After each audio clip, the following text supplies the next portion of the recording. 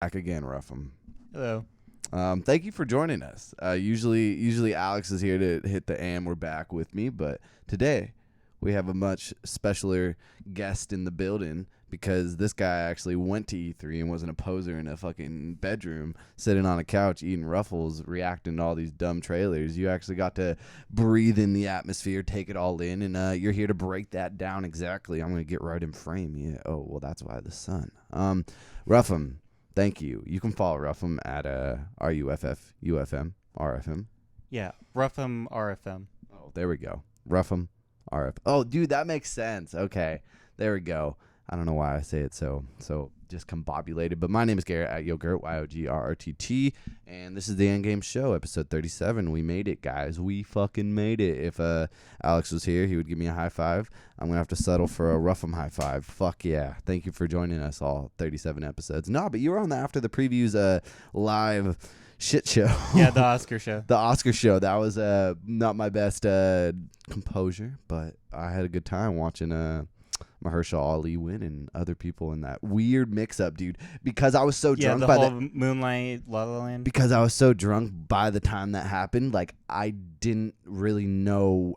Like I didn't understand what was going on because everything was just such a blur to me. Like it was. Well, yeah, still, even if you were sober, no one understood. What Okay, was so it was that that big of a shit show in real life too. I was just on some different level foreseeing it. I went to the pre party to the shit show that was happening close to the end of the show. But this is not a movies podcast. If you do like movies podcast, we have one of those too. And if you're listening to this on the After the Previews, Consultation Podcast Network, you can find After the Previews podcast on there as well. Me and Kyle at ATP Kyle. KYLE. Dude, all these fucking names, man. I'm just not good. But yeah, you can follow us there and get down on some movies. And yeah.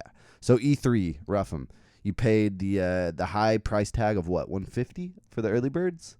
No, it was $250. It was $250. The early bird was $150 though. Oh, because the early bird was such a weird system. It wasn't like buy it before this date. It was like, yo, if you're one of the first people in this time slot, correct? I think it was like the first 1,000 people. It was by people. That's what it was, man. And like, I remember I was at work and Alex was trying to get the tickets and it just, no one was moving. Me and you were texting back and forth and I just kind of threw my hands up and was like, oh, well. It's not happening. But as someone who did fork up the money even after the $100 price tag got added on to the $150, bringing it to a whole whopping $250, how do you feel post? Like, you go to a lot of conventions, so it's no stranger to you to maybe pay the money. I mean, I think $250 foregone to 3 days of E3 is fine because that's usually the standard when it comes to conventions a lot. True. And if you're trying to do it for like a media pass, it would have been almost $1,000. So $250 for your entry into there is not bad at all. I like that. Because when you think about how does GameStop Expo and PSX maybe sell the wrong crowd that like the perspective that like conventions are cheaper than they are, or is that just on a different level, like E3 in comparison to PSX, which I went to PSX and I was there with you. How would you compare that to someone who's only ever really been to PSX and GameStop Expo? I've only ever seen the Anaheim Convention Center. It's completely different because when it comes to the GameStop Expo and PSX, it's usually like, what, 1 to 2 days? Yeah, it's very short, and like half of GameStop Expo is only for GameStop employees, and then they kind of just open it up to make some money on the back end, like to us. Yeah. And, you know, I'm grateful for that. We got to play some games, but you're right. Like, it really takes a good 24 to 48 hours to really sink in the whole convention weekend feel, I believe. And, like, I want to do that, and I'm pretty excited to see that in my future, but how do you do it every fucking time? Because every time there's a big convention, I'm watching it on my couch eating Ruffles again, and then there's Ruffum on the damn monitor, just killing it. It's fun when you're gonna like in that mindset going to it, like say the first day and such. But when it comes to like the second day, and especially the third day, your arms are killing. Convention your fatigue. Legs. Uh-oh. You always have to bring something to eat or to drink because the food is very What's your starter expensive. pack for like a convention goer?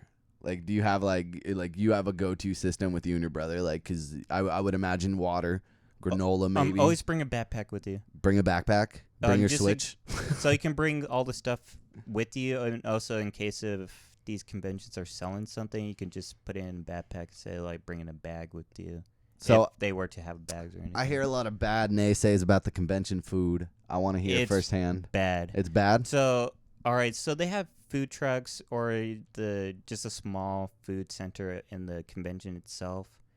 And they overprice everything. I spent so much money on food truck. I literally spent like $30 last at PSX just on like the 2 days or whatever it was. Just for a burger. It was 2 meals. $10, and then they add like $4 for a drink.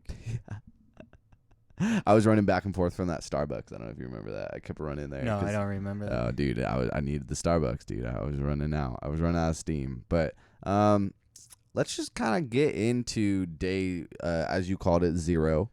All right, so this was before E3. This is just the a day before it. Saturday, June 10th? No, this is the Monday.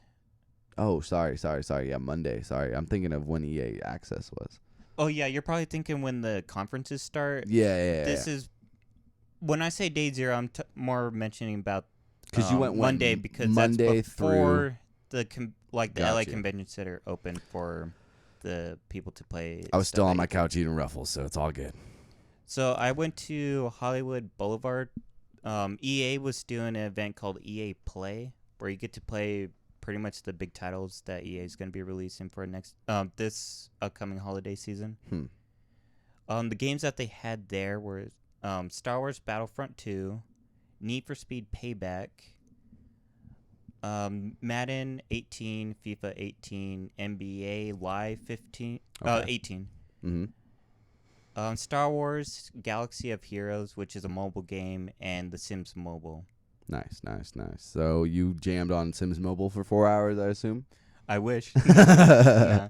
If you did play that, though, they'll give you like a hat with the Sims. You are a jewel fourth on top of person your all head. day to play this game. Here's a little hat. Was there a big line for Sims? Because it was I probably didn't even like, see the line for oh, you Sims, didn't? You just so stayed away. Yeah. That's like, no, that's the poltergeist of the EA play. So what did you play out of all those? And what was your first pick maybe? Because there's going to be long ass lines when it's free public event to play free games that aren't out yet. I'm pretty sure it's obvious if anyone were going to EA Play that they wanted to play Star Wars Battlefront 2. Especially after the trailers. You know what I mean? Like, that was such good, like, suckered in. Like, yeah. And especially because it's coming out this year. Like, you have that to be excited for, which was also another thing where it's like, if you didn't go and play, like, the bright side is this game does come out. Whereas, like, if you got to play Anthem, that would be me sitting here, like, drooling. Like, I won't see this game for years, you know? Yeah. Or next year. No, not next year. So I tried to get into Battlefront 2, but they capped the lines because pretty much everyone there was trying to get to it, and they wouldn't reopen the line until like an hour later. Okay. So the next best thing that I went to was Need for Speed Payback. Yeah, that seems like if you're not a sports guy, that is the game that I think can still communicate something to the mass audience. You know, if you're not like, I don't know, man, because like if you're not into the annualized franchise, like at least you're like, oh, Alex I would have gone to FIFA or Madden like first. 100%. That's where Alex would have been if Star Wars wasn't a thing. But you know, I would have went with you. I think you made a good choice. Fuck Alex, he doesn't know anything about these games, man. All right, so you have to be so stale. I'm sorry. No, I love you, Alex. I'm sorry. You're just like, yeah, that'll show. No, I'm sorry, Alex. Come back. If you've seen the Need for Speed Payback trailer that they showed at the EA conference at E3, it's the same demo. Okay. So it just starts off with a cutscene, getting to know the characters a bit, and then you get the mission where you have to just try to drive over to a truck and steal a car. Okay. And once you start, I never played like any of the Forzas or Gran Turismo, so I can't really judge. Not even Horizon? Forza no. Horizons? Oh, okay. So I can't really judge how like the handling. What about the crew? No. No other Need for Speed. Well, the last one I played was The Run, which wasn't good anyways. That came out like 2008. What about, where do you fall on Jet Moto? That's really what the people are asking in the comments. Never play that. What? Jet Moto 2? If you want to say, the only really car games I have played were pretty much Mario Kart or Ridge Racer. Cars. They're motorbikes that hover. They're like hover bikes. but Oh, the Jet Moto. Was that the arcade game that you would... No, maybe it was in arcade, and if there is an arcade game where, oh my god, dude, I could totally... No, PS1 was Jet Moto, and then Jet Moto 2 was like this game I played like so much as a kid, and like I just want that to come back, dude. And when they started doing those, what was that studio that got shut down? They made Drive Club. But what was the game that they made before that got delayed because of the earthquakes? Do you remember what I'm talking about? That was Motorstorm there Apocalypse. We go. Dude, when they were making Motorstorm Apocalypse, I was like, why isn't this a Jet Moto game? And, you know, that was in the era of like Twisted Metal coming out, and they were in the hype mode of bringing all these old franchises back, and that was always one that I applauded. Going through my room a few months ago, I find the original PS1 Jet Moto 2 case. Oh, that's cool. So it's just like this big running joke now with me and Alex. So I just wanted to see if you played it. But yeah, let's get back on track to these present day games. All right, so the mission... Oh, well, I already said you're supposed to just steal a car from a truck. So you just have to just... We're going to steal a car from a truck. So at the beginning of the demo, you're just pretty much racing to the truck, and then after a while, enemy cars just come from behind, and they try to knock you off the course. Mm-hmm. So you're supposed to just ram your car into the enemy cars until when their health depletes, and they'll just crash. And the weird thing about it is, even though your main objective is to get to the truck, even if you're outspeeding the enemy cars, you can't do anything with the truck until when you defeat the enemy cars. Okay. And they like to kill themselves a lot because they run into a lot of things. I don't know if this was like how early was this demo was like the build of it. Mm-hmm. Like, is this the alpha build, the beta build? Because the AI in the game is not good at all. How much slow-mo is in the actual demo? A lot. Pretty much when enemy car just burns out, it starts going to slow-mo. Okay. Because my big complaint kind of with that whole trailer sequence that they showed was like, the slow-mo is cool, but it was like they lingered too long.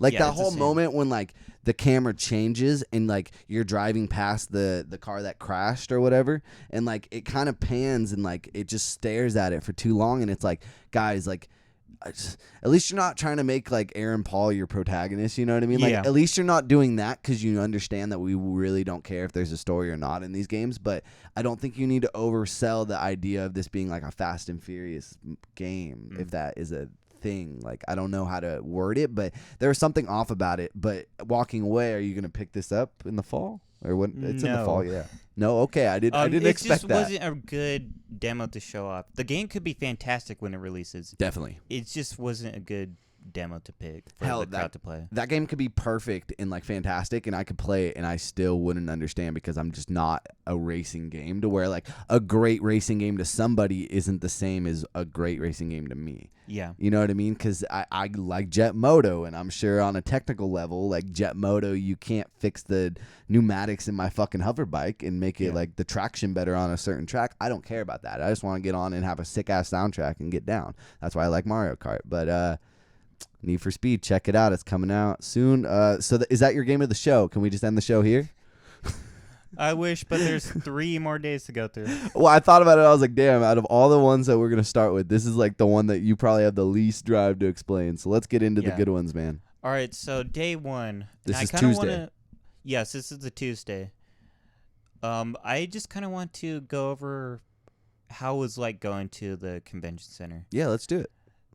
All right, so there at the LA Convention Center, there's 2 halls that you can go into. There's a South Hall and a West Hall. Mm-hmm. And they have, like, the different companies are over there set up their booths. Over in the South Hall, Microsoft was there. There's Capcom, Square Enix, 2K Games, which I don't know why they were there because... They had nothing. They had nothing. 2K basketball, but... Well... They had the whole booth closed off, and there? You could only enter if you're part of the press or the industry.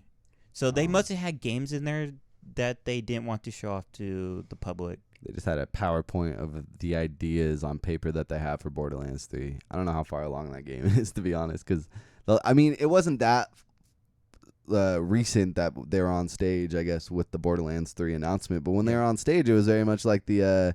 Beyond Good and Evil 2 announcement where it's like, hey, we're making this game, you want to help? Apply. Here's a link. Bye. Well, yeah, speaking of that, Ubisoft was there as well in Okay. the South Hall, and Warner Brothers. Who had the Bandai most Namco. flashy booth as far as aesthetics go? Not talking about the games. Because I saw some pictures of that Nintendo booth, and I thought that was pretty badass. Warner Brothers was their whole booth was decked out as Shadow of War, Whew. and The Capcom Shire. was Marvel vs. Capcom Infinite. They had a throne where Ultron Sigma was just sitting, like a huge display of just Ultron Sigma just sitting down in his throne, and Hell right yeah. next to it, you could just play the demo there, and then kind of like on the side of their booth was like a history of Street Fighter. That's just interesting on a like a anyone going level. Was there a line for the history of Street Fighter? Oh Or no, it was just it was kind of like something a wall. that you could walk, right? Yeah. Okay. You Kind of just like walk the by it marker and, like, wall walk. at Sony. Like there's still stuff to do on the floor that isn't like I'm gonna stand here and walk 10 feet every fucking 6 hours to get in line for a game. Yeah. It's just the atmosphere of being at a convention. Like we were talking about Comic-Con earlier, you were saying like, hey, even if you don't have a pass, dude, it's still fun to go down there. Like there's still an idea there that like there's a sense of community where we're all coming together to get nerdy about video games or whatever it be. You know what I Yeah. mean? So that's cool, man. The history of Street Fighter is something I would have definitely taken 10 minutes out of my day to just stop by and just cool off and fucking. I mean, I doubt there's any cool air in that fucking place. How'd they do as far as managing all these people in comparison to all the other conventions that you've been to? Have you been to like a PAX or something? Yes, I have been to PAX. 6. Anyways, I'll get to that. On the West Hall, they had Nintendo, which they had a massive booth there. Sony also had the biggest booths at the entire E3. So I think it was like episode 33 or something where we had the leaked E3 floor plans. Yeah. They were right? Yeah, it was completely So true. Microsoft was smaller? It was smaller, but if over in the South Hall, they're the biggest over in the South Hall, but Nintendo and Sony were the biggest overall. So instead of that blue and green line like down the strip, it was blue and red? Yeah. So Nintendo came through and just swooped up the spot. Or do you think Microsoft didn't really want it? Like, what's up with Microsoft, man? What are they doing? Because everything that I think they should do with a marketing campaign at this type of convention when you're coming out with a console in the fall, like, even the date of the console is weird to me, man. Like, November 7th. yeah, because the only other big game that's coming out after that, like as far as a third-party game that you could like be like, hey, it looks best on this console, is Battlefront, and that's already kind of tied with PlayStation. I know the DLC is free for everybody, but you know, I think there's still a community there that is very much the people who bought the original Battlefront PlayStation 4 bundle. A lot of people bought them. We worked at a retail store together, man. Like, how many people, just coworkers, were just saying, I want to buy that just for Battlefront, and it comes packaged in. I want to scoop that up. Like, they were selling like hotcakes, and I think that there's a community on PlayStation, but what the fuck? Like, why would I buy Call of Duty if, like, I don't know. It's just such weird marketing. Like, hey, play Call of Duty on Xbox 4 days before on your Xbox One, buy an Xbox One X, and then you'll play your Call of Duty game on there. Like, that's a weird marketing message, in my opinion. The unfortunate thing when it comes to that, though, was the third parties that Sony got a lot of deals with. Destiny was the exclusive stuff. And they got Call of Duty at the beginning. They now have FIFA. Oh, they do? Yeah. I did not know that. That's ridiculous. See, what's interesting to me, though, is Sony's tactics were so hardcore at the beginning that, like, I went into this E3 thinking that Xbox had these tactics behind the scenes, and we just didn't know what the games were. Yeah. But, like, even Anthem didn't have anything announced. Like, it was just like, hey, look, the best as far as the home console goes on Scorpio. I thought the gameplay looked fine, though. No, it looked like good. an Iron Man kind of game. But it being on the stage of Xbox, there was nothing in that marketing campaign saying like, hey, other than this is a good showcase because Microsoft doesn't have anything to actually showcase their own console. Yeah. Like, that was more like Microsoft's paying us to have it on here rather than it's a partnership because we want to benefit from that ecosystem that Microsoft has to bring this install base here and feel like they're safe. You know what I mean? I think later on they're going to start, when you see like commercials and trailers coming out for Anthem, you're going to see something? for like, hey, Microsoft wants this to be like the flagship kind of game, so you're going to see like Xbox tied to this game, or maybe not like DLC or something. I could see that too. I just thought it was such a good opportune message for Phil Spencer to come off after that thing happened and just be like, Yeah, and by the way, you could get the first DLC first on Xbox. I just feel like they need something, man. Because if up until Far Cry, like PlayStation has all these exclusives coming from fall to Far Cry, you know, and like even in the future, it's not going to change because a lot of these franchises are annualized. What about Assassin's Creed? Are they on Xbox or nothing? The game was playable over at the Microsoft booths, but it was also playable as well at the Ubisoft booth. The lines were massive, so I didn't get to play that. So break down the games that you played on day one, and then let's get into them. Okay, on day one, the first game I got to play was Sonic Forces, and I got to play it on the Nintendo Switch. Okay. You also played Sonic Mania. So what is for people who don't know the difference between the two? Sonic Mania is the classic. It's the classic remix? 2D game that plays similar to like the original Genesis games. Mm-hmm. It comes with new levels as well as remixed old levels. Interesting. I got to play that on the PS4. Right. It was their latest demo where they had Green Hill Zone Act 2 playable, and I forgot the name. I think it was called Mirage Desert Zone. Act 2 of that. It's the new level that they're going to be having in Sonic Mania. And also for the first time, they had Tails and Knuckles playable in the demo. Since they had like demos at previous conventions. Only Sonic was playable at Green Hill Zone Act 1 and Studio Topless Act 1. So yeah, I got to play the new Yeah, one. Studio Topless is the one that I think I was running through. Yeah, they had that at PSX. You were with me when we played that. Yeah. And you were like, don't play Green Hill Zone. Like, you already know what that is. I was like, you're so right. But I watched you play Green Hill Zone and you just smashed through it. It was pretty cool. But Sonic Forces, man, what's that? All right, so it's the sequel to Sonic Generations that you get to play as 3 different game styles. Modern Sonic, which he plays very similar to like Sonic Unleashed, Sonic Colors, Sonic Generations. Okay. It's kind of like a 3D platformer kind of thing that you're supposed to go very fast, of course, and just get to the end of the level. If you play Sonic Generation, Modern Sonic plays exactly the same way, and it feels great. There is an issue with the Switch version, though. What? If you're playing Modern Sonic and you use your boost, frame rate hits pretty bad. Damn. So the Switch version, at least on the demo, I heard that they want to try to fix it before release, is 30 FPS opposed to the 60 FPS to the other consoles. And yeah, Modern Sonic takes a hit with the frame rate. That's interesting because, like, on face value, you're like, but they're also coming out with Skyrim. And I know that it's different and there's different sciences behind that, like, bit rate, like, actually peaks and stuff. Because with the whole idea of, like, accelerating the amount of frames that are on the screen at once is probably the problem. Whereas Skyrim, you're probably not going to have that unless you get some crazy super potion. But, like, you know, it's very interesting to hear that, like, Sonic's pushing the system, but, like, you know what I mean? But Skyrim's also in development. But if there's anyone that we could probably rely on, it's probably Bethesda and Tom Howard to, like, figure that shit out. And they showed Link. That's kind of sick. But another thing in Sonic Forces, I also got to play the classic Sonic. Okay. Part of the level. What are the two big differences, or like what are the differences between the two? Like, so modern Sonic is of course 3D aesthetics. platforming, while classic Sonic is 2D platforming, kind of more closer to the Genesis kind of style. Okay. The level for classic Sonic that they had there was a boss fight against Dr. Robotnik or Eggman. It's a homage to the original Genesis fight that you do at the very beginning of the game at Green Hill Zone. It's just Eggman with a wrecking ball that you're supposed to just jump on him to defeat him. After when you do that, halfway through the boss fight, he then becomes... I forgot the name of his form, but it's a boss from Sonic Unleashed, which he decks out into like a much bigger robot, and just he starts throwing a bunch of like spiked hands at you.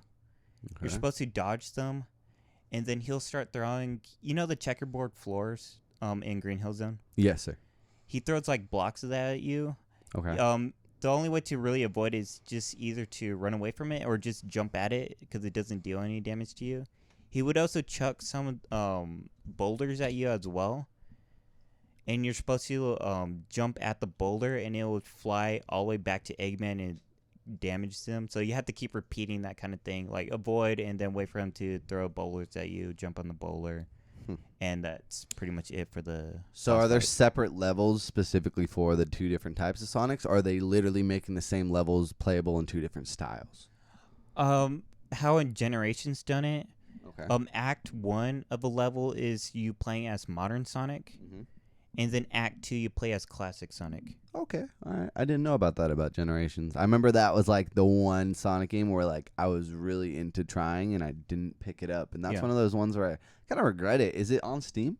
Yes, it's on Steam. It's on PS3, 360, Steam. Sweet deal. What else? Let's get into the. Ooh, I like that next one actually. I'm interested. All right, the next game I got to play. I need to hear these hot takes, man. Mario plus Rabbids Kingdom Battle. Talk about like the biggest meme of Reddit like across like that weekend, man, when like they first debuted that on the Ubisoft stage, like between the guy crying in this crowd and like just the idea of Rabbit, Peach and shit, like and one, the leaks were true and everything was spot on, like that's cool, man. When the leaks came out, I was really not approving this kind of crossover. No, but the fact that it came out as this big smash hit, even if it was in a meme sense or like a laughing at it sense, there's something to love about a creator just crying at the, you know what I mean? Yeah. There's some, like, once people saw that, it was like, even if you're not going to play this game, you can't hate on it. And that was so cool to see, because initially when it was like Selfie Queen or whatever the fucking like tags over the characters were, it was like, I don't want hashtag sassy, hashtag no filter for it's like Peach Rabbit. Nintendo, really? Or Ubisoft? No, that's Ubisoft. Yeah, definitely. Because Nintendo, besides telling them like what to do with the characters, they had nothing to do with the development of the game. Yeah, and that's cool that Nintendo's actually making those deals. Yeah. This is not what I expected. And another thing that I didn't expect about this game was, when I'm hearing about it, I didn't expect the turn-based style. Did you expect that? And no, I did not expect that. So how does it play, knowing now, like after seeing that, knowing that you were going to go play this with the turn-based style, what the fuck goes on, man? I never got to play an XCOM game, and after playing this actually makes me really interested in trying to pick one up. XCOM 2, bro. XCOM 2. Everyone's talking. Anyone who picks that game up says it's so good. So if this is the game that's going to enter you into that type of game, like series or genre, that's very interesting. So you start off the demo, and you're kind of like just exploring. You play as Mario, Rabbid Luigi, and Rabbid Peach. You just explore around, kind of like a free roaming kind of environment, and then they kind of want to guide your way over to the first battle zone. You'll notice when a battle zone is coming up, usually if you see like an area with a black rabbit flag right at the area, that means if you cross that flag, you start entering a battle zone. So it gets to that kind of XCOM strategy kind of gameplay. So there's like a shift in tone with the music and stuff too? The music does change, yeah. I'm just trying to compare it to like my sides, like my turn-based RPG type thing, like with what you're describing is I'm picturing a Pokemon game. So like when you go into those battles, it's like, you know what I mean, dude? Yeah. So,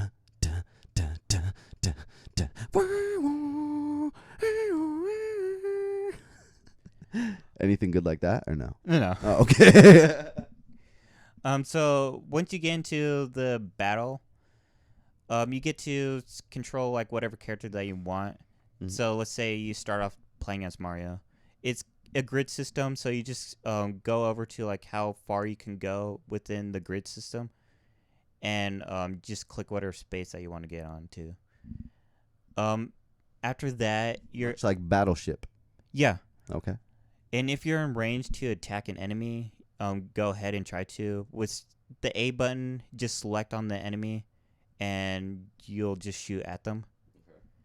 Then you can switch to the next character. So you're now going to be controlling Rabbid Luigi. And, go ahead, try to find cover, shoot enemies. After that, just go to your next member. Keep going, try to do that until the enemies start going.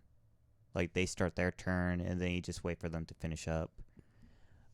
You are able to do special abilities for the characters. So Mario, if you choose his special ability, he does a counterattack. So if an enemy attacks Mario, Mario then able to do a counterattack after he gets damaged. For Rabbid Luigi, his special ability is just like an invincibility shield that only takes like one turn. Okay. So there's a lot of different abilities for each characters. So is it straight up like this is the defense character, this is the blank character? Yes, they wanted to try to do something like that. Okay. Rabbid Peach, she can heal herself or heal her teammates if they're around her radius. Why's the woman got to be the healer, bro? What the fuck? But as someone who maybe were you super excited like prior? Prior to this, no. Because you were the one who was kind of getting us to like talk about it, so I kind of had the perspective or the interpretation that you were super jazzed about this prior. I'm the biggest Mario fan you'll probably meet. True. Yes, Red Fire Mario on a fucking PlayStation console. But I'm not really a big fan of the Rabbids. I tried getting into the games when they first introduced Rayman Raving Rabbids back on the Wii. Which is a terrible title still to this day. I don't like just a mini game compilation. And then the second game that came out, then Raving Rabbids TV Party, which... Or the literal TV show called Rabbids. Yeah. You start to notice around TV Party that Raymond's been getting sidelined to the point that he's not really a point of these games anymore. Okay. And then the next game was Rabbids Go Home, which Rayman wasn't in it at all. What's Were-Rabbids? Isn't there like a werewolf rabbit? That was actually a canceled Rayman game. Rayman 4, which introduced the Rabbids, but they're kind of like a werewolf kind of thing. Okay.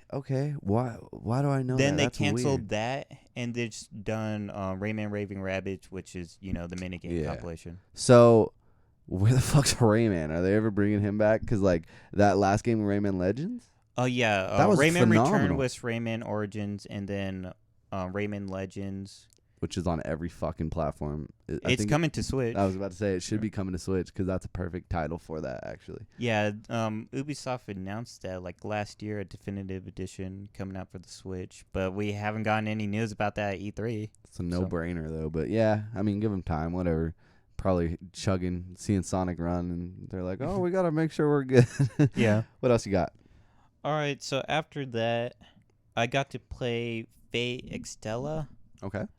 It's a game that already been out for the PS4 and Vita for, I'd say at least earlier this year. Okay. It kind of plays very similar to Dynasty Warriors. If you ever played any of those. I haven't, actually. So what is that for the people who don't know, a.k.a. me? It's just pretty much a killing simulator, really. Okay. Simulator. So you're kind of like in a big battleground. Mm-hmm. And you just go and hack and slash as many enemies as you can. And the screen is like full of just enemies. Well, that's fun. So it's kind of like Dynasty Warriors or like... Yeah. No, what was the one... Hyrule Warriors. Yeah, that's what I was. That's what I was talking it's from about. the same development team. Okay, cool. So, I got to play the Switch version of that, by the way. How's that run? It ran better than Sonic Forces. Is it like Borderlands 2 on the Vita, where the bodies disappear after you shoot them? Well, that's pretty much every Dynasty Warriors. When you defeat them, they just vanish. That was so weird to me that like they're like, yeah, it runs. We can only have 4 enemies on screen at a time, but it runs. For Borderlands this had 2. like a bunch, like maybe 100, 200 enemies on the screen at the same time. Fat wide screen to fill up. So use that.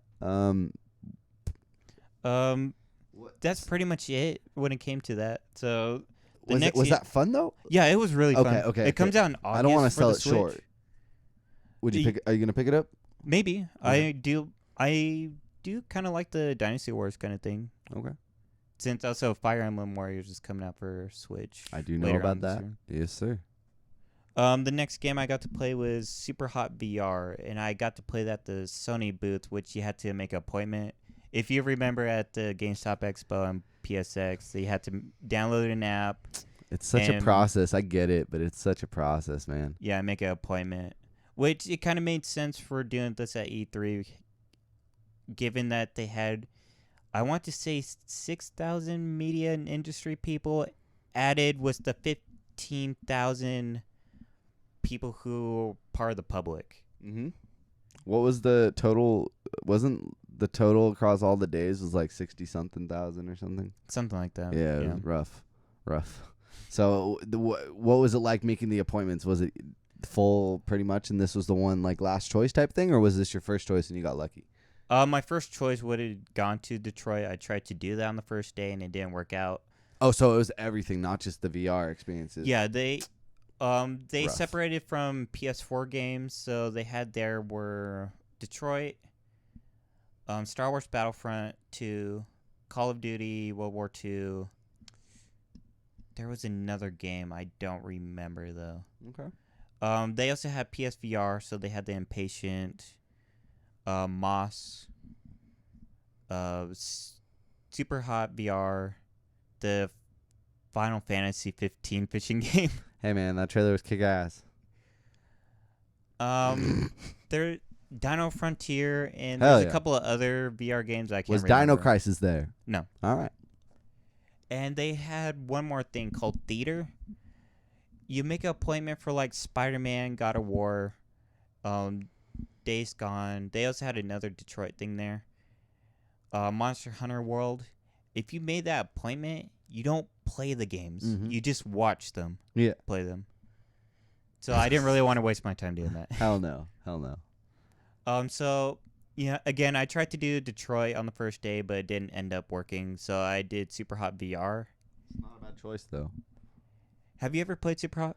I know how it goes down. I just haven't played it because it's just one of those friend things, dude. I want to have a friend with me. So if you never played the original Super Hot, it's kind of like a Matrix kind of game. So it's a first-person shooter that if you move, the world will move, and if you stop, it will go in slow-mo. And you're supposed to kill as many enemies as you can to advance to the next kind of scenario. Mm-hmm. There's some weapons there for you to pick up, like guns or swords and such. You could also like pick up like a vase or like a ball or something that's on the ground, throw it at an enemy, they get stunned, and you can like punch them, or if they're carrying a gun, they would drop it so you can pick up in the air and then just shoot at them. So it's the VR game. It's not the same. Well, it plays the same as the normal version, but it's not kind of like, say, the same levels or anything. It's kind of like its own separated game. So you can bob your head around to like avoid bullets and such. It uses the move controller, so you can move around with the joystick. Shoot with the trigger buttons, and you press the home button and throw something. Like do like a throw motion while holding down the move button to throw. And yeah, you just keep going until when you eventually die. Okay. And what was it like in VR versus what the actual game mechanics are in non-VR? Is it kind of like what's that? It's much more immersive. I Mike love Bithel's game. Volume. Yeah, is it kind of like that where it completely kind of changes? Because I played that and that was yes, it does completely change. I mean, obviously, you're still it's kind of fucking playing VR, the but- same kind of game experience. Mm-hmm. So if you like Super Hot, of course, playing it in VR is going to be much more immersive and kind of better. But yeah, if you already played it, you kind of know what you're getting yourself into. Cool. What's next? The last game, since we already mentioned Sonic Mania, was Agents of Mayhem. Mm-hmm. Done by the same team who done the Saints Row series, but it plays a lot different. Okay, that's interesting to me though. So it's open world. I feel like this game's gonna tank. Like, no yes, one's I gonna do buy think it. it's gonna tank. No one's gonna buy this game. Is it I out love this this. year?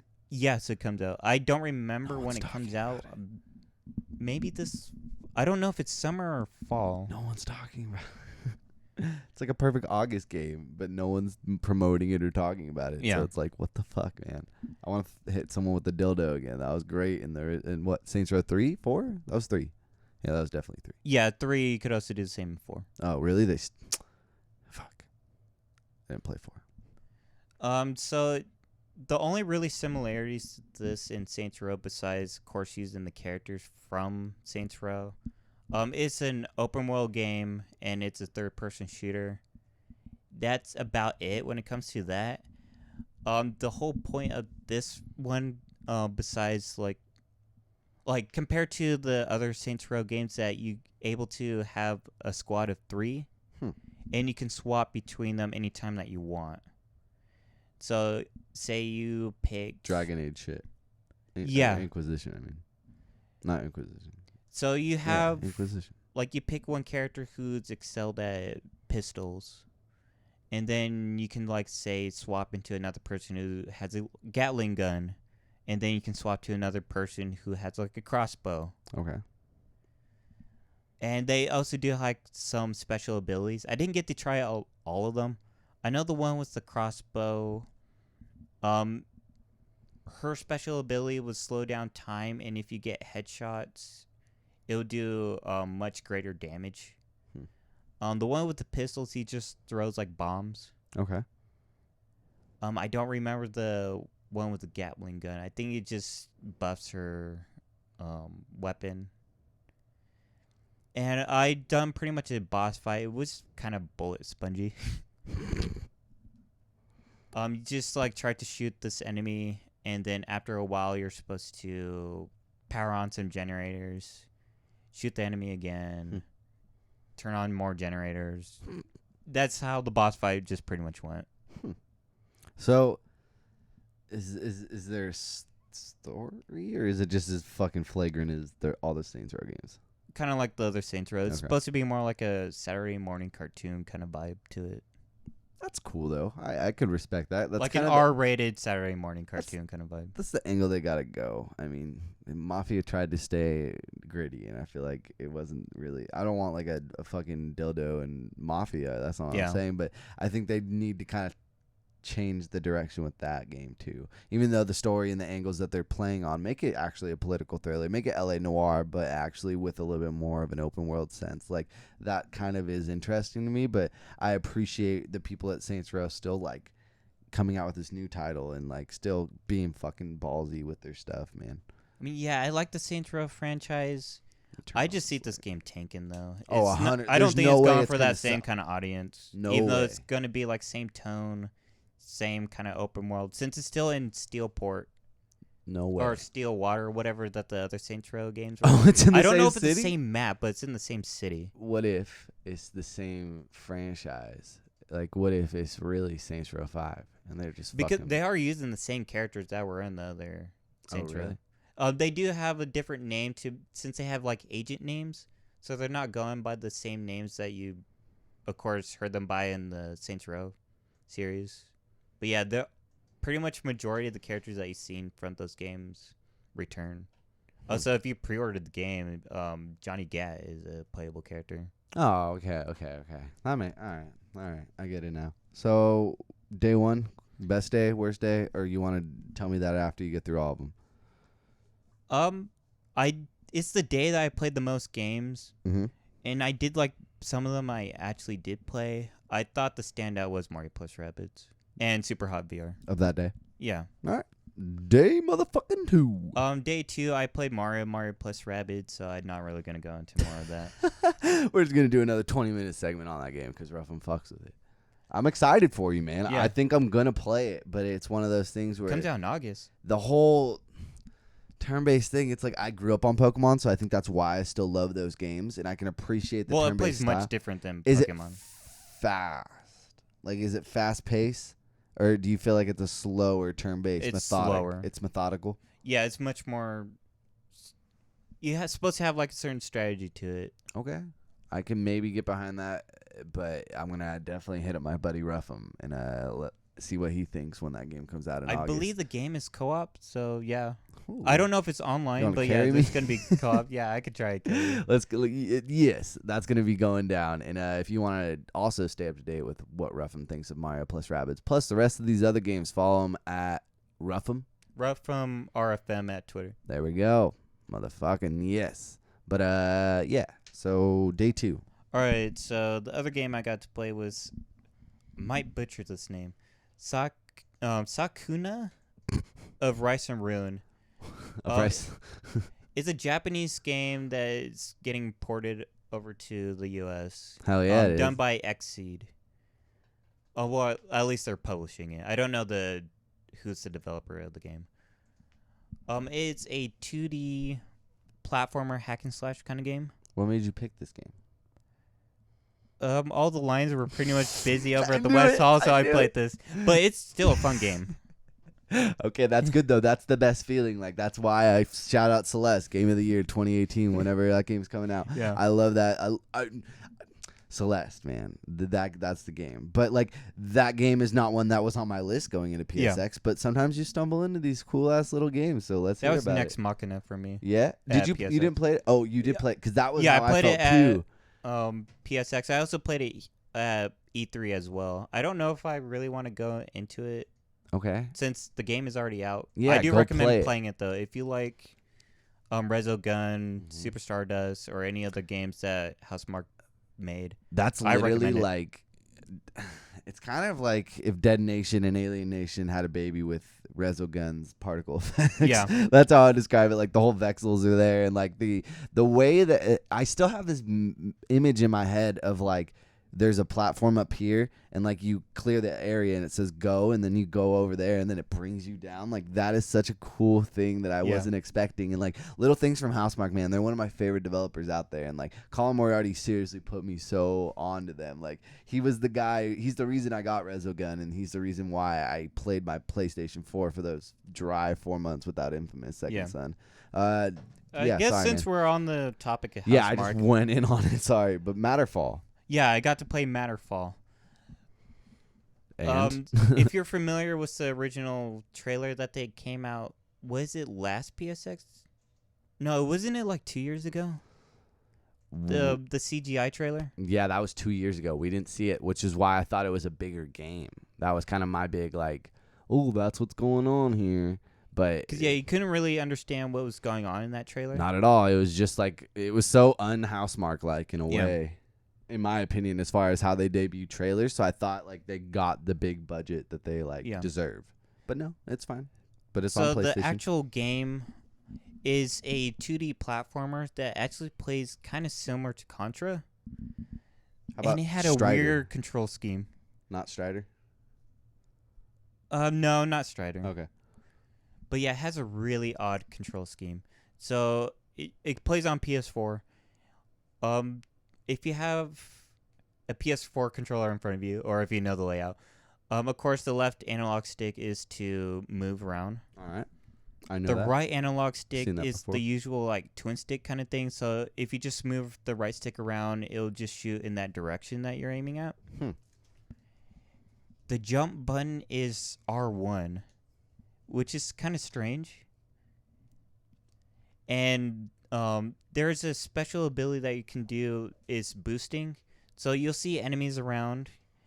Shooting at them does work, but if you want to kill them faster, you just dash at them. So the enemies are usually colored red, and if you dash right into the enemies, they turn blue, and you kill them pretty much instantly right there, and it does build your combo. Okay. That's the Housemarque key. Yeah. Is the vexels and the combos. No vexels? Yeah, there's a lot of vexels Oh, in it. okay. Perfect. That's all I need. There's another ability that you can do with L2. So there's some platforming moments that you kind of see like an outlined platform that's not there. It's kind of like invisible, but you can still see the outline of it. Mm-hmm. If you hold down left 2 and you use the right analog stick to aim at that direction where the platform is at, it would make it visible and solid for you to walk on. Or like if there's a wall there, you can make the wall appear. Like as a shield? Like for tactical reasons? Or Yeah. Okay. You could also dash through them because there's some moments where you have to like jump up to a platform above you, but there's like say no platform right there, so you have to make it visible. Or like you're going down, like you hold down and then press R1 to jump, but Everything you you're like face saying- down through the floor. Everything you're saying is such a like a how like they just find these little things just within the gameplay to add another layer to the Yeah. whole idea of what you're doing. Like you get through the first level of Resogun, you're like, oh, this is too easy, bro. But then like they just I can keep see this game incrementally- getting hard, and I'm not just saying that because of the control scheme. Was it hard already, or was it just on a control scheme level? Like it was hard. You definitely have to get used to the controls. It's Mhm. kind of daunting at first. Okay. Once you get it down, it gets more simple. I don't want to say easy, but it gets simpler.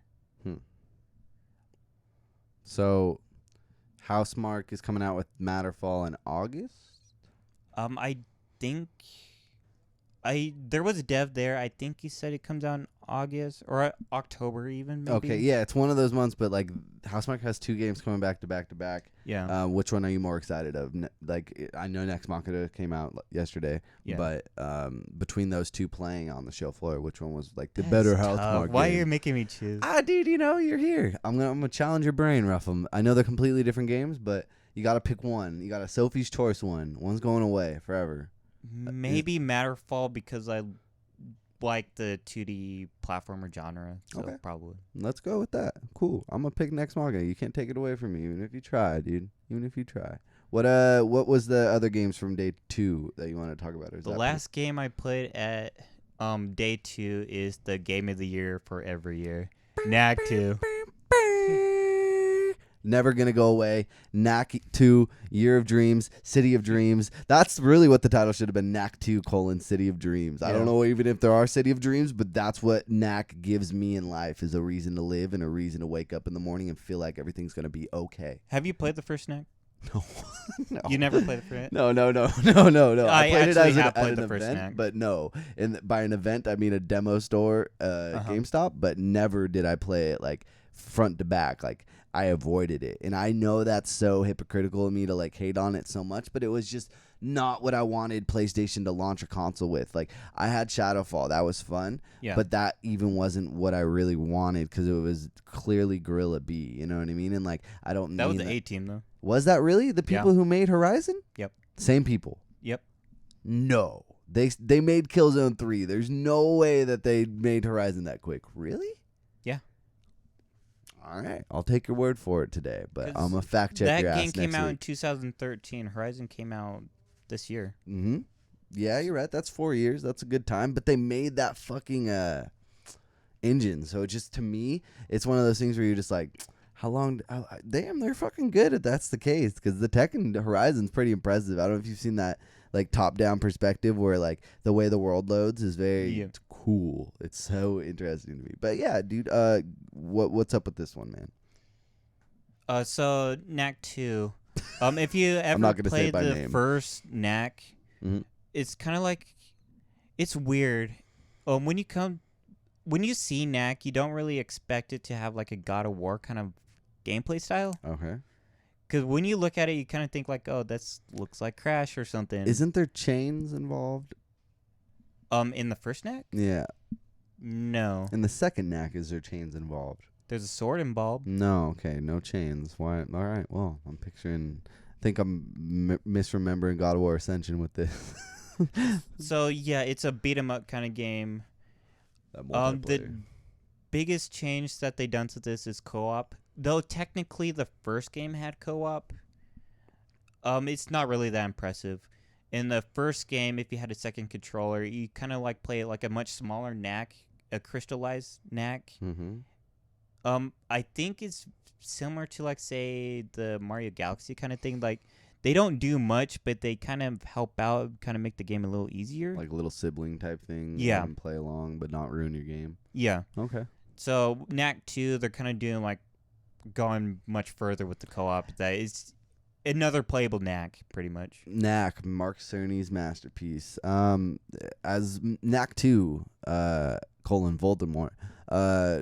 That is the marquee title on the PlayStation console this year. So how do you Is feel? it? I don't fucking know. No, I would say Uncharted that as coming out. no, like, I'm making a Uncharted fucking Lost joke. Legacy. I'm just like saying like that's what we have to look forward to. Can you recommend it to the people as the marquee number 1 title package in? Should they get the Knack 2 bundles? I say wait for reviews. Okay. I mean, the demo wasn't bad at all. They did improve the platforming because it was horrendous in the first snack. And I feel that the fighting feels a little more better as well. So is there a whole game around it? Like, because I know Knack kind of felt like... The first snack just focused on the beat 'em up. Yeah, when it that's what I'm tried to saying. do It was like when they it had tried that to do the idea. platforming, it didn't work out because you felt this game Cuphead wasn't meant syndrome. to do that. Yeah, maybe. Like an afterthought. Like there's this idea that they're really keen on, and it's like that's the whole game. But to make it an actual full length game, to take it past that beat 'em up style, they made like a platforming vignettes in between it to kind of stitch it all together. Kind of the same thing that they're doing with Cuphead out in September. Fucking finally, I've been waiting for that. I have a fucking Xbox that collects dust, and I just want to play Cuphead, even Or though you can it's just gonna be pay on on PC. PC. I know I have a PC now that we built with my own hands. But I refuse, Ruffum. I refuse to not play Cuphead on my Xbox, and then I'm going to sell it. By the way, did you know Xbox One X its abbreviation is Xbox? Yeah. That's the weirdest thing in the world. All right, anyways. I didn't see your opinion on it. What do you think about the Xbox One X? I think that's the right name. I think that's the wrong price. And I don't think they had games to really sell me on it with like the most excited game that I saw besides Anthem, because Anthem to me just didn't make sense as far as like that game's not going to look like that, and I'm not going to get burned by it. I knew immediately when it went full screen and there was no HUDs or anything. Like that was such a weird thing. Like they amped that thing to look as good as possible. And that's fine, dude. You got to sell a game, and it's very unlike EA in my opinion. It's very like BioWare as far as like what I remember as a kid. Like that's how Mass Effect felt. Like even though I've never seen someone Iron Man through a level, that's what Mass Effect felt like for me when I played it as a youngling. You know what I mean? So it's like when you think about that, that's cool, but they're just amping up that, so I can't get excited about it. Metro's the next one, but that game's not out this year, and this console's out this year, so I don't like that, and I don't think they did a good job of selling me as someone who buys almost every console to buy one. The Last Night looked cool, though. Definitely. I still think that you're talking about Transformers. Which one's The Last Night? Ori looked great, but I'm talking about games that are coming out this year too. You know what I mean? Like I'll buy it for Ori if it really looks that much better, but that's a sad game to buy a console for when it's $500. Which one's The Last Night? Sorry, I'm spacing. It was an indie game. It's kind of like the aesthetics that they chose for it, kind of like a hallucination kind of thing. Okay, like you're tripping out kind of thing. Is this the Elijah Wood game? I don't remember. I think so. No, I think that's Transcendence. I'm just messing with you. Oh. That was that weird moment in E3 conference history where Elijah Wood sat at a table, showed no gameplay, just explained a VR game that he has an idea for. That was something else. But day 2, wrap it up. How you feel? What was the highlight? Besides Mario Rabbids Part 2. Matterfall. I was kind of disappointed with that day because I didn't really get to play the ones I didn't get to. Behind the scenes. Thank you. So day 3 is the day that I'm most proud of. I got to play here. Let me just kind of go small and then I'll get big. For what day? On day 3, the last day. Yes, sir.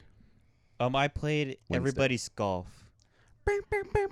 Marquee title, selling thousands of copies this year. It was actually fun. No, I'm excited about it because like I was very much interested the minute I heard that you can like fish and fucking drive a golf cart. I was like, that's genius. I don't know how you make a game like in the world of golf games. I don't know how you make it cooler, but you just did somehow. Yeah.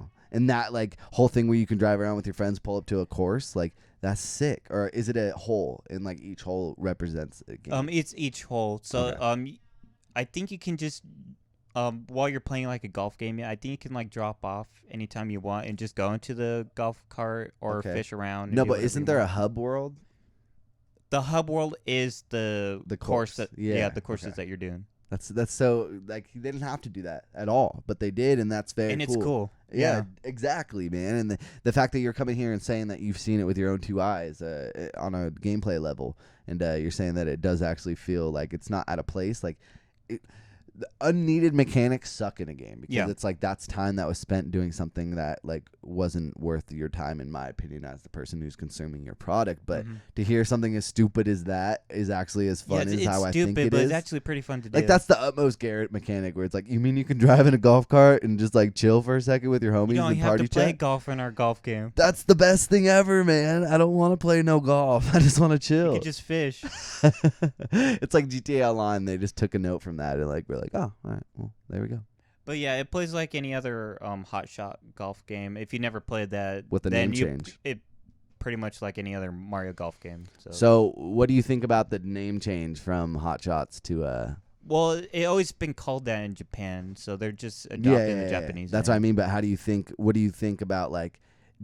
Are they doing that for unification reasons, or are they doing that because they don't feel like Hot Shots Golf is sold on a like certain level? So by changing the name, a lot of people who are the mom and dads buying the games in the store, like that's a new series, maybe. Like not that the people in the world.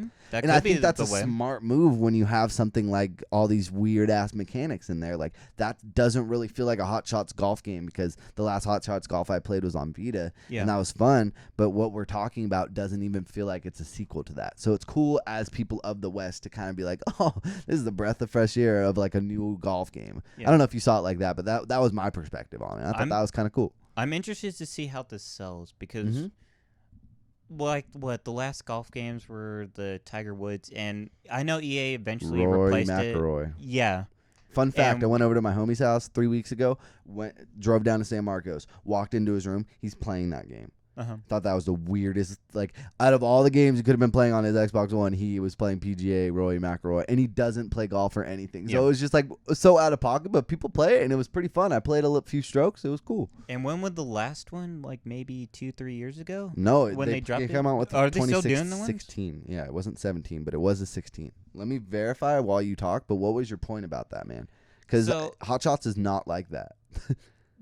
If people started dropping off from the Tiger Woods, because I don't think Rory McIlroy?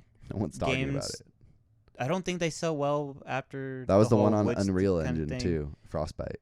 And Mario Golf comes around like one game per console. So I just wonder, is there like a big audience that would want to go over to Everybody's Golf? Because, there's a big audience for football. I mean, we're in a like dry American swell, football, so it's a good time to come out. Soccer, basketball. So I wonder, is there anyone who wants to get a golf game at this kind of... So, yeah, it was 16, but it came out in 2015. So you're right, it was 2 years ago. So that franchise is dead because they would have had a 17. So it's pretty fucking old, man. So that's what I'm saying, like... This is a good time to come out. Does the market want a golf game? I think if there's a time to put out a golf game, it's a good time, and you're not going up head-to-head with a fall Rory McIlroy 18. So if there is a time to put one out on a PlayStation console, then we're about to fucking see. And adding all this cool stuff is only going to keep people, and maybe bring over like a Final Fantasy type crowd or something. Like just like the idea of making this a little bit more role play, like is kind of cool, man. So I think the cool thing that I believe they're going to make this like a $30-$40 game. So it's not even 60. No, it's not even 60. Awesome. Also, NAC as well. I believe like 30 or 40. You're bullshitting me. No, I'm not. They said it on the pre-show. Awesome. See, I missed that pre-show like an idiot. I didn't get the memo, so I watched that whole E3 show, and I was like,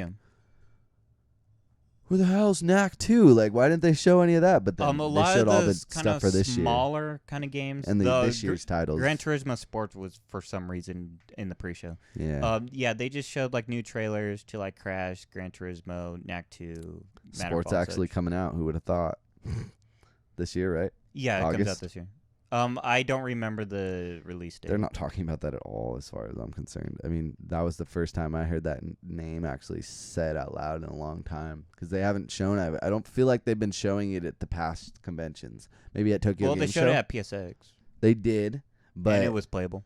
It was playable, and I avoided that. You're right. Maybe I just don't pay attention to Gran Turismo like I should. I don't pay attention to car games unless you're Mario Kart, Wipeout, or F-Zero. Okay. What was that game that we were playing, though? And that was Fast RMX. I like that game. That game was fun. I still have yet to get that. It's fun. do want it, though. It's fun. What's next on day 3? I played the Crash Bandicoot Insane trilogy. Comes out next week. You think there's gonna be a little hidden title for the next real Crash game, like they did with Sly Cooper, Thieves of Time, Thieves in Time? I don't think we're gonna get a tease or anything. I think Wait and see Activision kind of approach. wants to wait and see how this game sells, and then if it performs well, then I think we'll get like announcement for another Crash. I hope they do it, man. I mean, between the Uncharted 4 bullshit and like this, and I think the Uncharted 4 bullshit, not bullshit because it's amazing, but I'm not trying to like get into it. Spoilers, by the yeah, way. exactly. That's why the Uncharted 4 bullshit, like that was probably more of a tease for this, like a little like, hey, let's team up and one for one, one for you, maybe. Oh, did you hear the announcement that they had at E3 regarding Crash? No, I didn't. They showed at the Sony pre-show. They also had a playable of it at not at the show floor, kind of like outside over in the convention center. Coco is playable in the first, second, and third Crash game now. Like every single level, you can play as either Crash or Coco. That's cool. Good for them, expanding the whole roster. Now we just need the crocodile and the pig or whatever. I forget. Oh, their you name. mean the polar bear? Yeah, the polar bear. Mm. There we go. How you doing? Crash Team Racing, come back. I miss you. What's next, man? Go pick that up next week. If you're really watching this show, go fucking do that, please. All right, so next, Mm-hmm. I'm happy I actually got to do this. I tried to do it on the first day and the second day as well, and it didn't work out with Sony's stupid experience appointment thing. I got to play Detroit Become Human. No, if you're going to be thinking that the demo was the Marcus one that they showed off at the conference, no, it wasn't. The demo that we played there was actually... Do you remember last year's E3 Yes. trailer? Well, with Connor? Yeah, that's his name, Connor. I was gonna say Damon. But see, Connor and Marcus, in retrospect in my head, shouldn't blend together, but they kind of are, and I don't know why. What's Connor's big features? Like, what between him and Marcus? What is like the selling point for Connor? He is a cop android. Okay, and that was the whole thing with the stand up on the roof, and you had all these different choices to where like the kid could fucking fall. Yeah, the demo I played there was that same exact trailer. Okay. So it just started off the same way. You're going up an elevator. You got called that there's a hostage situation. Okay. The police officers are kind of like pushing the wife out of the room. She sees you like, hey, you gotta help my child. She's captured. Wait, you're an android. Why are you sending an android to deal with this? You know, she starts freaking out. After that cutscene plays, you start to have movement. So you just walk along and you just notice like a fish tank that's just got shattered, and there's like the fish on the floor. Alive or dead? It's still alive. Okay. Good. There's an option for you to either pick the fish up, put it back into the water, or not. Huh. What'd you do? I picked the fish back up. Good job. From my understanding, there's no consequences for you to do that action. It just, I believe the dev said that if you chose to do that, it just kind of like reflects how Connor is, like his personality wise. So it could have a greater game. I don't know effect. if it'll affect later on Well, the game I or mean, like none at choices all. like that. It's just more mentally to you, like how do you see Connor? Okay, but all right, yeah. Next, Very, very David Cage like. so yeah, you can just ignore that if you want to. No, I don't So- mean to shit on it, but it's like that's the most David Cage explanation for that. I would hope that like there's some type of behind the scenes 50 billion trees, and like each choice has some incremental greater game effect to where me and you can get up and be like, oh, this is a heavy rained experience on fucking steroids on the power of the PlayStation 4 or PlayStation 4 Pro. All right, so after that, How does it feel on a control level, like moving and stuff? it pretty much feels like any other, like say, Quantum Kingdom shit. yeah, so Heavy Rain, Beyond Two Souls. Okay. So Not Ghost Beyond Two Souls, because that was shitty. Well, the fucking, it was just, never mind, we won't get into I mean, control wise, it wasn't that bad. It's just when it came to the plot, really. Yes, but there was also weird, wonky ass camera movements when you're going through the walls and shit. That Well, was when you're playing as a ghost, yeah.